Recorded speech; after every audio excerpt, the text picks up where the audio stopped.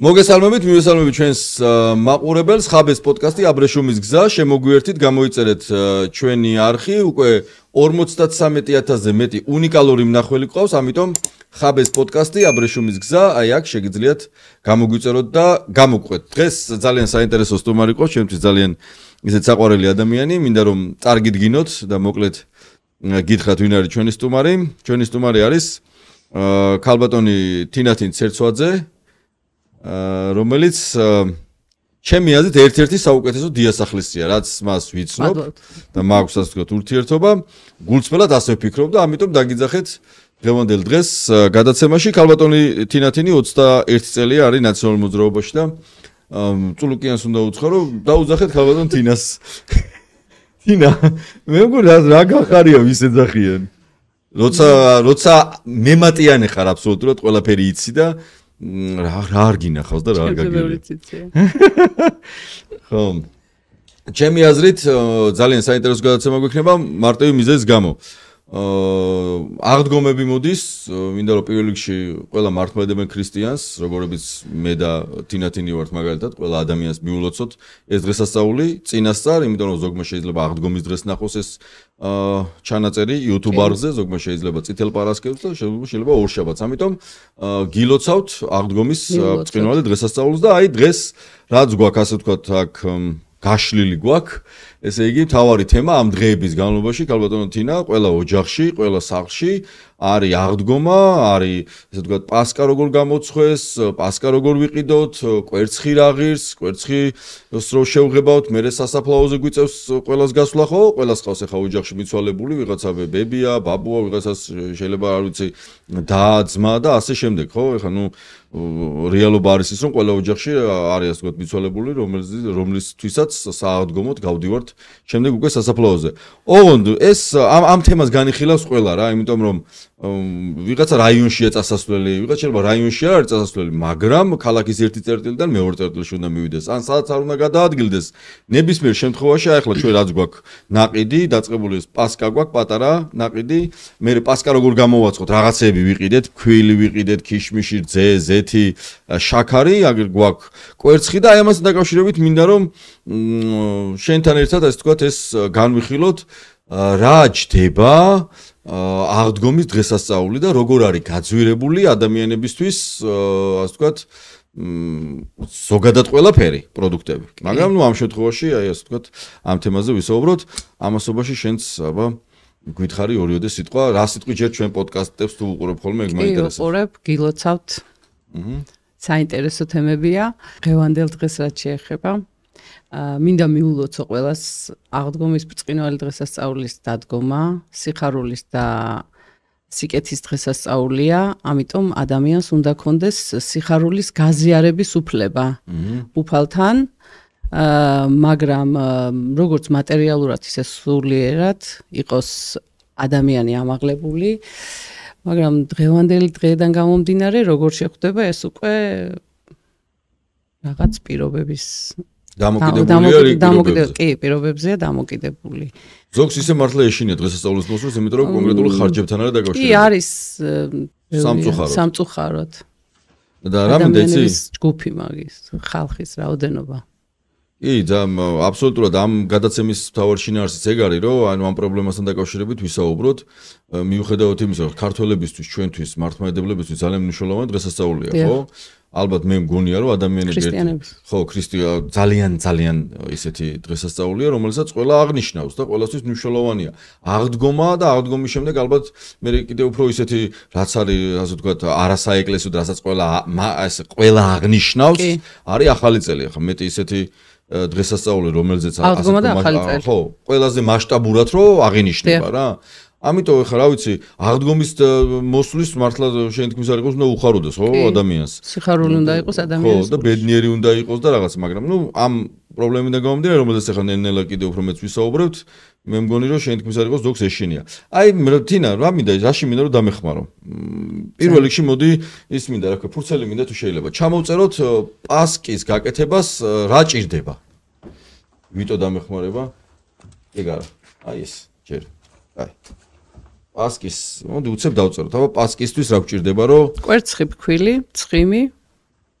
შაქარი, რძე, შაქარი, რძე, ქვილი, კიდე, ქიშმიში. ქიშმიში. სანელებლები. კი ბატონო. ეხლა მოდი დავიწყოთ რა, ყველაზე მთავარი რაც არის მაგალითად ქვილი და მე ჩეკები მაქვს ამოღებული და ასევე ოფიციალურად სამგორის რაიონის გვერდიდან ამოვიღე მუნიციპალიტეტიდან ფასები, სადაო არ გახდეს რა, იმიტომ რომ ადამიანებს ზოგმა შეიძლება უფრო იაფად იყიდოს, ზოგმა შეიძლება უფრო ძვირი გადაიხადოს და ასე შემდეგ, მაგრამ ამოვიღე ოფიციალური, რასაც ბიუჯეტიდან სააღდგომო რაღაცა ნობათი აქვს გაკეთებული, რას იხდიან, ანუ ოფიციალურ თანხას. ამიტომ მოდი დავიწყოთ. თინა, კვერცხს რამდენად ყიდულობ მაგალითად მაღაზიაში? მაღაზიაში 6 ლარი და 50 ზევით. ხო, 10 ცალი, 6 ლარი და ისე სხვათა შორის სამგორის გამგეობას უწერი რომ 7 ლარი გადავიხადეო. ანუ ამ ფულს იპარავენ, ან ხო არ ვიცი. საბითუმო კიდე სხვა უფრო ნაკლები. საბითუმო კიდე უფრო ნაკლები იქნება ალბათ, კი ბატონო. შაქარში რას გადავიხდით? მე ნაყიდიც მაქვს აქ ის მიცნობ, ჩეკიც მაქვს. მაგრამ ისე რა ღირს თქვენ შენ როგორ იცი შაქარი რა ღირს 1 კილო შაქარი რო ვიყიდოთ 2.25 მე მგონი 2.25 ღირს 800-700 გრამი ხო დაახლოებით კი ბატონო ოღონდ აი აქ მაგალითად უწერიათ რომ 1 კილოგრამ შაქარში გადაიხადეს 5 ლარი ანუ ოფიციალურად რაც გადაიხადეს დაფასოებული ხო დაფასოებული უფრო ძვირია უფრო ძვირი შეიძლება იყოს კაი რძე 3 ლარი 3-დან 5-მდე მე მგონი 3 ლარიდან კი 5 ლარი აგერ გადავიხადეთ რძეში 5 ლარი და 30 თეთრი 3 ლარი ღირს სოფლის რძეს რო ეძახიან ხო აჰა კი ბატონო ფქვილი ფქვილი დაფასოებული საკმაოდ ძვირია 4 ლარ ნახევარი ღირს დაახლოებით 5 ლარამდე კი ბატონო და ეგრე უმაღლესი ხარისხი და 4.50 უწერიათ ამას საბთუმო იაფია 2.30 შედარებით 2 ლარი და 30 თეთრი კი ბატონო ნუ იაფით უქვია ამას კი ხო ქიშმიში და ქიშმიშიც ვიყიდეთ ხო ჩვენ ქიშმიში ახლა 300 გრამიანი ვიყიდეთ და გადავიხადეთ 3 ლარი ხო 3 ლარი 3 ლარი აი კვერცხიც ხო ამას კიდე რაღაცა ესე ვთქვათ ზეთი და გვაუწდა ზეთს მაღალი ფასი აქვს 7 ლარამდე ხო ესე გადავიხადეთ მე რა ვიყიდეთ ამივეცით ზეთში კი 6 ლარი და 90 7 ლარად ვიყიდეთ შევძელით და ვიყიდეთ ზეთი უფრო ძვირი დღით შეიძლება სადღაც ცოტა ნაკლები დღეს ზესოძერი ზეთი აი მაგალითად ეხლა ოჯახში სადაც უნდათ რომ რამდენიმე ასე ვთქვათ პასკა გააკეთონ აი რა შეიძლება დაждდეს ესენი მოდი ეს ფასები ესე იგი ეს ეხლა რაც თქვენ ჩამოწერეთ დაახლოებით არის 1 პორცია ხო 1 პორცია და გამოდის დაახლოებით 6-7 პასკა. ანუ ამაში ხე თითო კილოსაც ვიყიდით. აი მაგას რასაც იყიდით, ხო, შეიძლება გამოვიდეს 6-7 პასკა. აი ესეთი რაოდენობა. ალბათ ამ ხელა პასკას დია ლაპარაკი. შეიძლება ცოტა დიდიც იყოს. შეიძლება ცოტა დიდიც, ხო? კი ბატონო. შეიძლება ცოტა დიდიც იყოს. და ჯამში ეს და ფასი უფრო ოჯახში გაკეთებულს უფრო დაბალი ფასი აქვს ვიდრე ნაყიდს. ხო, ცხადია, ნაყიდი ბევრად ძვირია, თვითღირებულებასთან მიმართებით. ხო. ოღონდ ეხა ისიც უნდა გავითვალისწინოთ, რომ სახლში ცხოვრების დროს ამას ელექტროენერგიას მოუმართებს, ხო? გაზ და ელექტროენერგიას ეხა თან მთელი დღის განმავლობაში სითბო უნდა, პირობითად ის რაღაცა ცომი უნდა ამოიყვანო. კი, იცი საკმაოდ. ხედავ როგორი გარკვეული ვარ. აი იცი. პროფესიონალი მოგიყვანე, მაგრამ დაკვდი მეც მომზადებული. ოჩა. ხო, ანუ სახლში ელექტროენერგიას ცალკე, გაზ ცალკე პირობითად ვამბობ. რა ის ყველა ხო, სითბო უნდა, ტემპერატურა უნდა იყოს შენარჩუნებული და ამასაც ახლა ზოგი ადამიანი იმას რა ქვია, ამის გამოცხობას და იმას კი არა, ელექტროკამფურას თუ რაღაც რა გაქვია მაგას. ელექტროგამაცხელებელს, ხო. ან გაზს.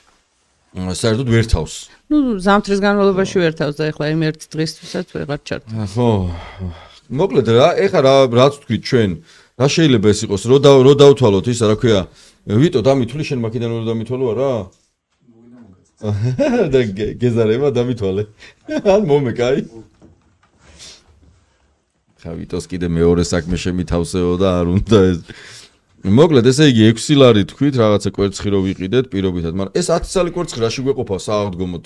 სააღდგომოთ არ გეყოფათ, პასკისთვის გეყოფათ. პასკისთვის ხო? კი, მაგრამ სააღდგომოთ გააჩნია. სააღდგომოთ ეხა მართლა 10 და 20 კვერცხი სასაფლაოზე ხო უნდა გახვიდე? გადიან გაგვაქვს. იმას აქნა კვერცხი არა. კაი, დავიწყოთ აი მაგალითად პასკით რა. ესე იგი რა თქვით 6 ლარი რა ვიყიდეთ რაღაცა კვერცხი. შაქარი ვიყიდეთ 5 5 ლარად 1 კილო, რაც ამათ უწერიათ. მე დავაკლებ, ასე ვთქვათ, საბითუმო რძე ვიყიდეთ 5 ლარად, მაგალითად, ქვილი ვიყიდეთ 4 ლარად და 50 თეთრად. ეგ ორი უნდა. 2 კილო. სუმცირე. ხო. ანუ კიდე 4 და 50 დავუმატოთ. ქიშმიში ვიყიდეთ 300 გრამი, ალბათ რაღაცაზე გვეყოფა. ხო. ამაში მივეცით 3 ლარი. ეს არის შენ დაახლოებით 30 ლარზე ავედით, მაგრამ ხო, ზეთი არ დამიწერია, კი.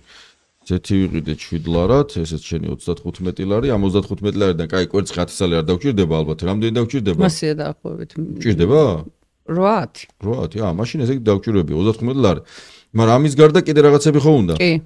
დროჟი და რაღაც, საფუარი და რაღაც. ხო, რაღაცები. და 35 ლარს ამდენი შეიძლება დაიმატოს ისე რო გითხრა.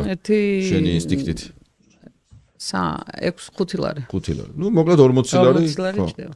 40 ლარი დაждდება, რომ სახში გამოვაცხოთ პასკა ამას დავუმატოთ ელექტროენერგიის ხარჯი, გაზის ხარჯი, პირობითად ვამბობ რა, რომ ყველაფერი ხარჯები რო დავთვალოთ, 50 ლარზე გავალთ ალბათ სადღაც, ხო? დიახ. ნუ რამდენიმე წელი პასკა გქონდეს. და აი კვერცხი, ეს ენდროც ვიყიდეთ სხვათა შორის, ეს ენდრო იაფია?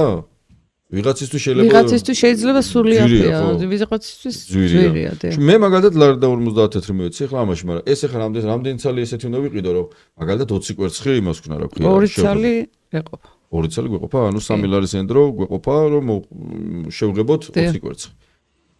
კარგი. და აღდგომას პირობითად ვამბობ, აი ესეც რომ დავთვალოთ, ესე იგი 5 წელი პასკა გვაქვს, 5 პასკა გვაქვს 50 ლარად.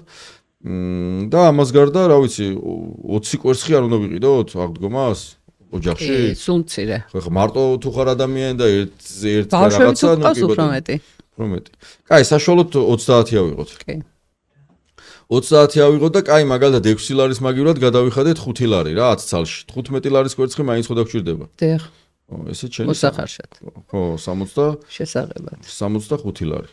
კი ბატონო, ანუ დიასახლისი რო გავა იმიდან რა ქვია სახლიდან, დაახლოებით 65-70 ლარი აუცილებლად დაუждდება, რომ მინიმალური რაღაცები, ასე ვთქვათ, მიიტანოს ოჯახში.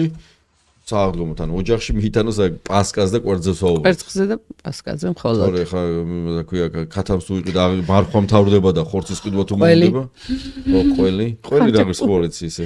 მე მაგ რაღაცა ფასები, მაგრამ ყველი, მე მგონი 17 ლარი, იმერული. იმერული ყველი, ხო, მე მაგ 20 ლარი, სულგული ქარხნული 21 ლარი, მეგრული 21 ლარი, კი. 30 ლარი. კი. 30 ლარი. და ისე, აი, მაგალითად, ეხლა ღირს 20 ლარი იმერული ყველი. თუ გახსოვს რა ღირდა მაგალითად, აი, დაახლოებით ისე რა, მუდმივად ხო გაქვს შეხება ამას, აი, 3 წლის წინ, 4 წლის წინ, 5 წლის წინ რა ღირდა დაახლოებით. უარ გახსოვს? 11-12 ლარი. 11-12 ლარათაც იყიდა, რომ ფაქტობრივად უახლოეს პერიოდში ერთჯერ არის გაძვირებული. აი კიდე რა შეიძლება მაგალითად ეს პასკა კარგი, კვერცხიც კარგი 70 ლარი დაგვიჟდა.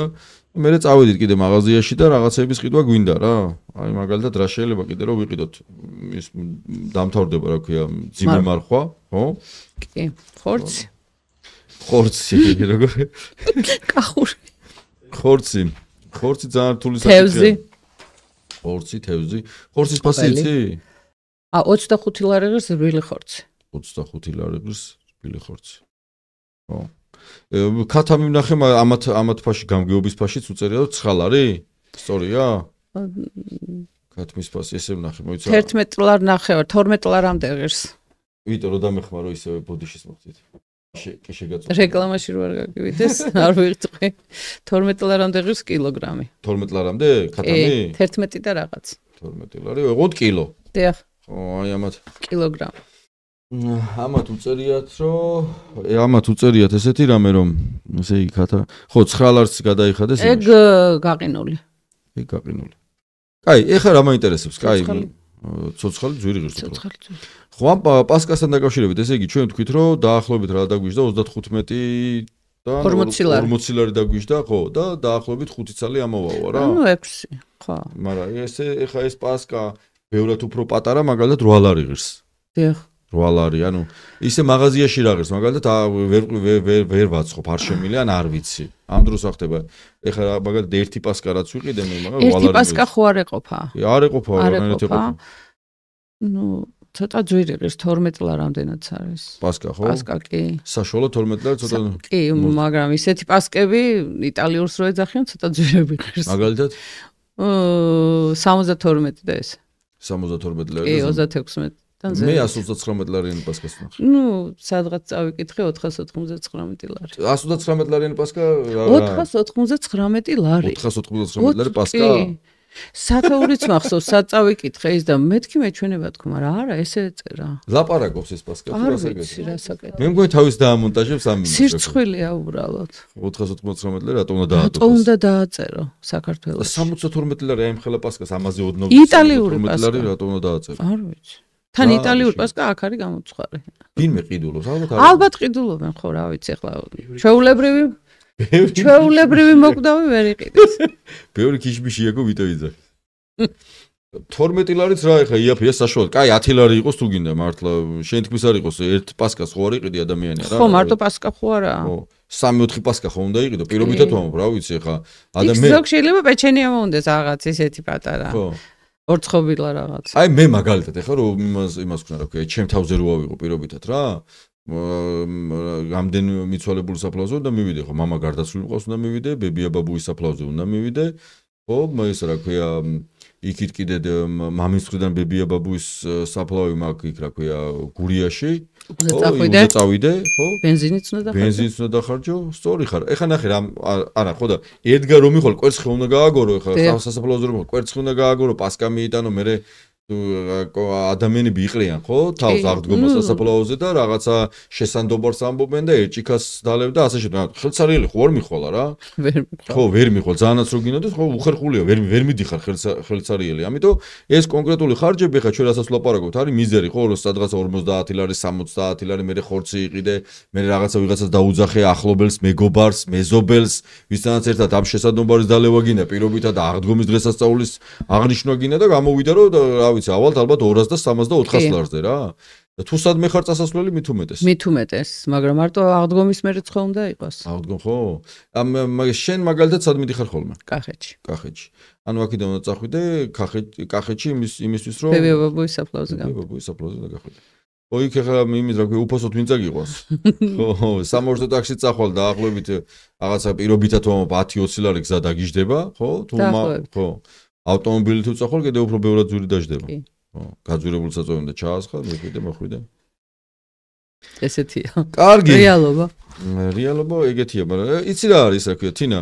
სხვათა შორის არ მელაპარაკები ბევრს, არა და ზოგადად როცა კამერები არ ხომ ბევრს მელაპარაკები. რა ზოგადად პასკასთან დაკავშირებით? ხო და რატო არ მელაპარაკე? პოლიტიკური ანალიტიკა უფრო შენი საქმეა. არა. როგორ არა კი? არა. სხვათა შორის ესე ყველა ერთ-ერთი საუკეთესო ანალიტიკოსე თინას რომ კითხავ და გიპასუხებს აღქმებთან დაკავშირებით მე მგონი ყველაზე სწორად აღიქვამ ხოლმე რეალობასაც და სიტუაციასაც იმიტომ ვიძახი მე ტყუილა გია რომ წულუკენ მომდა დაგიძახოს ან შენზე მეთხას მე არ ვიცი ამ პარტიაში კიდევ ვინ უნდა შენზე მეტი ინფორმაცია რო აქვს არც ეგეთი არ ვიცი და ეხა რა ვიცი მართლა ეგრე მგონია ეხა აქ იმასთან და ისე მორიდებულად საუბრობთ რაღაცა ფასებზე და იმაზე მაგრამ პოლიტიკურ მიმართულებაზე რო გადავიდეთ მე მგონია რომ ბევრად აქტიური იქნება დღეს პოლიტიკურზე არ მოვსვლა დღეს არა ხო დღეს არა კარგი თინიკო კიდე რა შემინდა რომ დამეხმარო იცი ესე იგი ესენი კაი გავარკვიეთ ის მოდი ბარემ რა განვიხილოთ იცი რახანან ყველა ადამიანი რო გაავაპირობეთ და ამ თემების გარშემო უწევს ყველას რაღაცა საუბარი ხო ხო და სხვათა შორის ახლა მე კიდე რას ვკითხულობდი და რა ამბავი მოვიკითხე რა ადამიანი რო გარდაიცვლება ახლა მე პირობითად მამა ჩემი რო დაიღუპა რაღაცა კონკრეტულ თანხმობა დავიხადეთ მიწაში რა მერის მიწა მაგალითად 400-500 ლარი ჯდება ეს მიწა ეხლა აგე რამდენიმე დღის წინ იყო ესე ასე ვთქვათ ჩვენ მეგობარს დაეღუპა ბიძა და აი დავიწყეთ ასე ვთქვათ რაღაცა მიწა ჭირდება და საფლავის ეს კატასტროფა ანუ სრული კატასტროფა რამხრივ ანუ 500 ლარი ხო ღირს ეს ვითომ ჭყალებში უფასო მიწა რა აი მაგალითად 2 ადგილი თუ გინდა უკვე მეორე ადგილი დაახლოებით ესე თუ აი კერძო სასაფლაოებზე იწყება $2000-დან $2000-დან იწყება ანუ $2000 და 6000 ლარამდე რა ეს კიდე ცალკე ტრაგედია და პრობლემაა რა არ უნდა გარდაიცვალოს ადამიანი ხო ადამიანი მოგდა თინას კარგი აზრია გარდაიცვალა ხო რა ეხა თინა სიკვდილით საშიშია რა ნამდვილად. გეთანხმები მაგას. არა, ვინც კვდება იმისთვის კი არა. ვინც რჩება? ვინც რჩება, ხო. ავად არ უნდა გახდე ამ ქვეყანაში. ნუ ეგ კი. და რომ მოხდები და რომ მოკვდები კიდე დარდი მიგაქ რომ ესე ძვირი ჯერ საფლავი. წარმოიდგინე, ხო, რო კვდები ნერვიულობ იმაზე, რომ რამხელა პრობლემას უტოვებ იმას, რა ქვია. ოჯახისეულ. ჯვარი წერი. ჯვარი წერია ყველას რა. არ კვდები. ნახე ლენი ყველაფერი რო იცი შა. ნაფიქრია. ნაფიქრია ყველაფერზე წინასწარ, წისრები. მანამდე კრემაცია შემოვიდეს და გავუადვილო ჩემებს საქმე. ხედავ რაზე ფიქრობს ადამიანი. ჯერ ახალგაზრდა. თინა, წარმოვიდგინე ჯერ ახალგაზრდა, ხო? არა, მართლა ეხა ამ იცი რა არის ამ თემას ხო განიხილავენ, ისე განვიხილოთ რა, ანუ მოუყვეთ ეს თემა ყოველდღიური ცხოვრებაა რა. არა, გარდაცვალება რადგინა კარგად ყოფნა ძვირია ამ ქვეყანაში. ცხოვრება ძვირია, ხო? ცხოვრება განვიხილეთ, პრობლემა გვაქვს, ვერ ვიყიდეთ, ვერც ხორცი ვერ ვიყიდეთ ეხა პირობიდან. სანთლის საყიდლად ვერ მივიდა ადამიანი. კი, ზუსტად. ზუსტად, აი ამდენ აღარ დარჩა სანთლის საყიდელი ფული. კი. მე მიცვალებულს ის ხო არ არის მარტო საფლავს გაუკეთები, მე მოვლა უნდა, პატრონობა უნდა, რაღაცა ვიღაცას უნდა რომ იმიცვალებულსაც პატივისცეს და რაღაც ელემენტარული მოვლებს ხო უნდა გადაუხადოს საფლავის მოვლებს. კი. კი ბატონო, მიწა უნდა დაყარო და სხვათა შორის იმას კითხულობდით მე რა და ერთი კუბიო, ვიცოდე. საშინელი. ზიად, შენიცოდი მე მგონი ეს ერთი კუბი მიწაო რა ღირსო? 80 ლარამდე შავი მიწა ხო 80? მოტივება გააჩნია მათთვის. ხო, წარმოიდგინე. შავი მიწა რო დაყარო რა სასაფლაოდ. ეგ სულიაფი ალბათ. ყველაზე ხო, ყველაზე არა, ხო ისეთ ფასებს ვამბობ რა რაც კიდევ ვამბობ ეხა, იმიტომ რომ გარშემო ძმაკაცი მეგობარი ახლობელი ნათესავე, ხო, ვიღაცა საკუთარი ოჯახის წევრის ახლობლის საფლავს აკეთებს, ხო და ეხა იმ დღეს რო ვკითხულობთ ეხა რაზეც ვლაპარაკობ რა, რომ $2000 თქვეს ერთი ისა რა ქვია ერთკაციანი ადგილი რა და ეხა წარმოიდგინე ორიანის აღება თუ კიდე $4,000-5,000 უნდა გადაიხადო. ხო 10-15,000 ესე ვთქვათ საფლავის იმაში სახსიყიდი მართლა. კოტეჯს დადგამ, დედას გებიცები რა, საფლავად კოტეჯს დადგა, ხის კოტეჯს დადგა.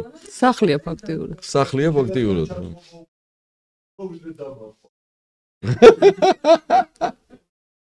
მიკელასთან ჩაწყობა უფრო იაფი დაგიჟდებაო, ბაბუნა იცახის ვიდრე დავარყო.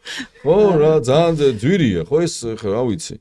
ეგ ძვირი, აგერ შავი მიწაზე კიდევ თქვით რომ ძალიან ისე ძვირია. მე საფლავის გაკეთებას თუ ადამიანი გადაწყვეტს, იმას მართლა სახლი უნდა მართლა ხო და აი თუ მაგის გაკეთებას გადაწყვეტ, ძალიან მძიმე ამბავია რა. და თან როგორ ქვეყანაში ლაპარაკობთ ახლა სხვათა შორის სანამ იმას დავიწყებთ ამ თემას, ეს ამოვიღე 2024 წლის სტატისტიკაა რა. ოფიციალური 154,888 ბავშვი 2024 წლის მონაცემებით არასრულწლოვანი არა 18 წელს 18 წელი რო არა ხო არ არის 18 წლის არის სოციალურად დაუცველთა ბაზაში იღებს დახმარებას წარმოიდგინე 154,888 ბავშვი ჯამში 452,000 ადამიანია სოციალურად დაუცველი მაგრამ ნუ ბავშვები კიდე განსაკუთრებით ხო 18 წლამდე ანუ აქ რო დახმარება თან დახმარება რა არის 150-200 ლარია დახმარება რა 200 ლარი რაში შეიძლება იყოს ბავშვს აი რა ვიცი რა როგორ შეიძლება რომ ეს ადამიანები საერთოდ არსებობდნენ წარმოგიდგენია რა ქვეყანაზე ვლაპარაკობთ ხო და მით უმეტეს ისა რა ქვია აღდგომას ეხა ამ 9 მილიონი ადამიანი 452,000 ადამიანი რო არის სოციალურად დაუცველთა ბაზაში და აქედან 300,000 პირობითად არის სრულწლოვანი ხო და შვილები ყავთ და აგერ 154,000 ადამიანი მათი შვილები არიან ხო ბაზაში რო არიან ანუ ამ ადამიანებისთვის ნახე ეს 9 მილიონი ადამიანი ჩვენ რო ყვეხა რა ის 150 ლარი არის თელთვის ხო თელთვის მაგრამ ერთ დღეში დაიხარჯებათ ეს ხო 150 რომ ბავშვებმა გაიხარონ ცოტა კვერცხი პასკა ჭამონ კვერცხი გატეხონ ხო ძნელია დანარჩენი დღეები როგორ უნდა იყოს ხო და წარმოიდგინე ამ პირობებში რა ვიცი ეხა ჩვენაც გვაქვს გაშლილი ალბათ ეს არის ძალიან დიდი ფუფუნება პირობითად ვამბობ ეხა ბევრისთვის კი სამწუხაროდ ხო რომ კვერს ეთი იყიდოს ალბათ და რაღაც ერთ ძე და დაფასოებული ფქვილი იყიდოს აი ეს 1 კილო შაქარი მარტო პასკა ხო არ არის მარტო პასკა ხო არ არის და მარტო თელთვის განმავლობაში ხო ჭირდება სხვა მარტო აღდგომა ხო არ არის ან სხვა თვეში ხო არ არის აღდგომა ერთხელ არ წელიწადში ხო და ანუ ამ დღესასწაულიდან დღესასწაულამდე ხო არ არის ხალხი მთელი ცხოვრება ცხოვრობენ ცოცხლობენ მთელი დღეები ხო, ოღონდ მართალსა დღესასწაულამდე არიან, კი, ზუსტად, ზოგისთვის დღესასწაულია, რომ იქნება წელიწადში ერთხელ მაინც მისცეს თავს უფლება რაღაცა იყიდოს. დიახ. ესეა. ეხლა ჩვენ კონკრეტულად იმაზე რომ ვლაპარაკოთ ქვილზე მაგალითად მე გვიცი რომ გურიაში ადამიანების დიდი უმრავლესობა განვადებით ყიდულობს ქვილს. ხო, ანუ იმის ფული კი არ აქვს დაფასებული იყიდოს 20-30 კილოიან მაგალითად რაღაცა შეფუთვას, ყიდულობს განვადებით, რომ გადაუნაწილონ რაღაცა 3 თვეზე და 4 თვეზე და ისე გადაიხადო. ესეთ პირობებში უწევს ადამიანებს. ხო, რამდენ ხან ყოფნის მე. მე ახალ განვადებას გამოიტანს. მართლა ეგრეა. ხორცი აბა როგორ უნდა იყიდოს? ხორცი 27 ლარი თუ 25 ლარი ღირს ძველი ხორცი. ნუ სოფელში ახლა მაინც არის ქათამი ყავთ რაღაცის, მაგრამ იმ ქათასაც ჭამა უნდა, კი. საკვები ხო უნდა ზამთარში ამ თოვლში. სხვა შორის ეს კვერცხიც ისაა, რა ქვია. საინტერესოა რა კვერცხია საერთოდ და რა სჭამთ და რა უნდა მოხარშოთ იქით ძალკე ამბავია. რძე არ ვიცით რა არის. რძე ხო, რძეს არ ვიცი, რძეც არ ვიცით. მაგრამ მე სულ მაინც იქ ფიქრობ ხოლმე რა ამ გადმოვერთე მაინც ამ კინტლის სიმაზე რა ქვია თემაზე ხო იმიტომ კვერცხი იქ ხო ატყდა რომ რძე რა პაი რა რძეს სვამ და რაღაცა შენ წარმოიდგინე რომ ის წინაზეც თქვი რა კიდე უნდა გავიმეორო ის ტიპი რომელიც ქათმის სკინტი რო გაყიდა და ის ქათმის სკინტი რო საშინელება აღმოჩნდა რომ მე ძროხამჭამა და მე რძეში რო იყო ის უბედურება ეს სკინტი ქათმის ორგანიზმში ხო იყო ანუ ქათამს რასაჭმევენ წარმოგიდგენია მივხვდი რას ვამბობ პრისკომი და ანტიბიოტიკებით გაჯერებული აი წარმოგიდგენია ქათამსა და მე იმ ქათამს ესე იგი ქიმია სკინტი რო გამოდის ქიმია სკინტი იმისგან რა კვერცხი შეიძლება მივიღოთ და რა ხორცი შეიძლება მივიღოთ სულ არ არის დასაცილო ო ამ ყოველდღიურობაა ჩვენი ძალიან ძიმე მათ შორის კაი რა ხდება პარტიაში მშვიდობა თუ უყურებ კაი გავედით ახლა ბოლოში პრინციპში განვიხილეთ ეს თემები აღდგომასთან დაკავშირებით კიდევ ერთხელ გავიმეორებ რომ გამოიწერეთ ჩვენი პოდკასტი აბრეშუმის გზა ხაბეს პოდკასტი 53000-ზე მეტი უნიკალური მნახველი ყავს ძალიან მნიშვნელოვანია რომ ყველა გამოგვიწეროთ სწრაფად მიიღოთ კონკრეტული ინფორმაციები დღეს გადავწყვიტეთ რომ ამ თემასთან დაკავშირებით გავაკეთებინა იმიტომ რომ მთელი ერთი კვირა საქართველოში ძალიან დიდი უმრავლესობა სწორედ ამ დღესასწაულს აღნიშნავთ, ამ დღესასწაულით ვიქნებით დაკავებული კიდევ ერთხელ მართლმადიდებლურ ქრისტიან სამყაროს ულოცავ. დამდეგს. აღდგომის წინვალე დღესასწაულს, დამდეგს, ვინც ნახავს შეიძლება უკვე დამდგარიც იყოს, ამიტომ უკეთ მიულოცოთ ეს დღესასწაული. თინა. კიდე მითხარი 1-2 რამე და რა ვიცი, პრინციპში ეს ძვირი და გაძვირებული ისე რა ქვია აღდგომაც განვიხილეთ. იმედი ვიქონიათ, რომ უკეთესობისკენ შევიცვლებით. უკეთესობისკენ შევიცვლებით, მალე ხო იმედი გვაქვს ყოველ შემთხვევაში. მალე. კი, რამეს ხო არ დამატე. კოლეგებს აი მანონის ხო არ ეთყოდი რამეს მაგალითად. მიულოცავთ. აღდგომას. კი. მოიკითხე კოლეგებს. კიდე ჩვენ ბუღალტრებს ხალბატონები მოიკითხე. მიდი. გილოცავთ დამდეგს. ისე პოდკასტში პირველად ხარ. კი. უნდა იმას. პირველად ვარ. უნდა იმას ვთქვათ რა ქვია. მოუხშიროთ ან რაღაცა უნდა. იცი რა არის, მე ხა შენ შემოგიტყუე როგორც დიასახლესი და ამას და მე ნელ-ნელა ანალიტიკებზე უნდა მოგიყვანო ხოლმე. მართლა. ჩემზე მეტი. სანამ კი არ დაგიძახებს წოლოგიანი, მანამდე მე. უკეთესი ანალიტიკოსები არიან. მე არ მაქვს ეგ წარმოდგენა საერთოდ. კი. უნდა გქონდეს. შენ რო ინფორმაცია გაქვს. თუ გაინტერესდები. ალე დაიბარებენ. 21 წელი არის ნაციონალურ მოძრაობაში და თავარი დიასახლისია, თავარი ხალხო და არაფორმალური მმართველობა თუ გინდა თინა არის. თავარი ყველა საერთოდ ყველა პოდკასტი რო გაითიშება მე. Deep state. და big taste მარტო.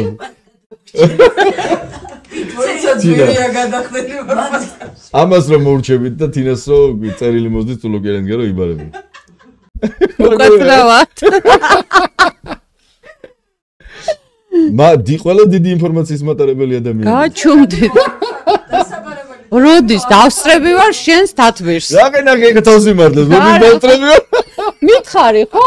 არა, როდის დავსწრები ვარ? არასდროს. ხომ არა, ყველაფერი ხო იცი თინა, კაი. ნუ რო იცი, ახლა მასე ყველაფერი იცის. ჩემზე წისტრებით იცოდი ხოლმე ყველაფერი. არასდროს. ეხლა არ უნდა რომ დაიბარონ.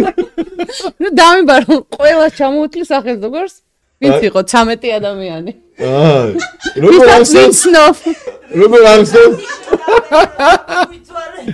არა, საიდან დავიწყო? ნაცნობ მოძრაობაში ვისთანაც უმუშავია, იმ 13 ადამიანზე თქოს, რომ ვინც ხელს კი არ ადებს. ეგ დათვლილი გაგშენდა, იმიტომ გითხარი ეგ რიცხვი. თინა, მე ძალიან გვიყვარხარ ყველას, სხვადასხვა. იმიტომ დაგიძახე ხა დღეს, რომ მომენად რამდენი ხანი არ მინახარ. ორი კვირა. მინდოდა რომ ორი კვირა და მინდოდა რომ გვეჭორავა რა. ვიჭორავეთ აღდგომას ვინმე ერთმანეთს და მე მართლა გულწრფელად მინდა რომ ყველას კონდეს ის შეაძლებლობა რომ აღდგომის დღესასწაული იზეიმოს, აღდგომა ეზეიმებოდეს. კი, ნამდვილად. ხო, და ყველა ადამიანს მართლა სიხარულით ხო, ფქვილს არ ყიდულობდეს განავდებით თინა და ხორცი 27 ლარი მართლა რა უბედურებაა. ძალიან ძნელია. კი, ნამდვილად. ავიც ხვავი ბარაკა ყველას ოჯახში გამოიწერეთ ხაბეს პოდკასტი აბრეშუმის გზა. მადლობა თინათინს და შემდეგში დაგველოდეთ ახალ პოდკასტზე. მადლობა. კარგად.